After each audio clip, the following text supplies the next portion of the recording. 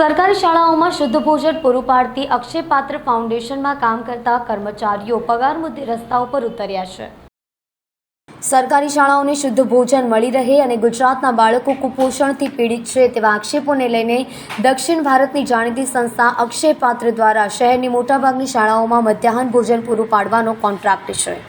પર્વત પાટિયા ખાતે આવેલી અક્ષયપાત્ર ફાઉન્ડેશન ફરી વિવાદમાં આવી છે। અક્ષયપાત્ર ફાઉન્ડેશનના કામદારો પોતાના હકની લડાઈ માટે રસ્તા પર ઉતર્યા હતા અને ન્યાયની માંગણીઓ કરી હતી।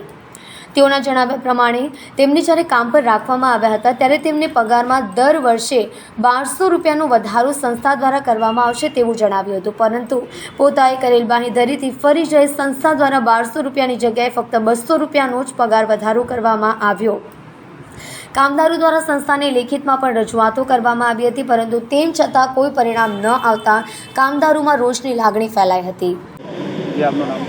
મારું નામ પિયુષ પટેલ છે। હું છેલ્લા 10-12 વર્ષથી અહીંયા અક્ષયપાત્રમાં નોકરી કરું છું।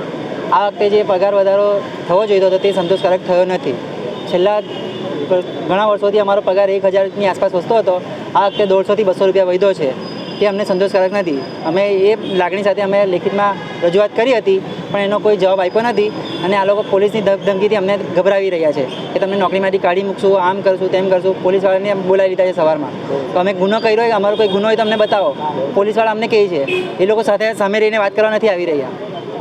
પોલીસવાળાના થ્રુ વાત કરીને કીધું કે ભાઈ 2 વાગે મિટિંગ છે, તમે 2 વાગે 4-5 જણા આવીને વાત કરો, જો નિર્ણય આવશે કઈ લેવામાં આવશે। કમસે કમ અહીંયા 150થી 200 જણા છે અમે લોકો।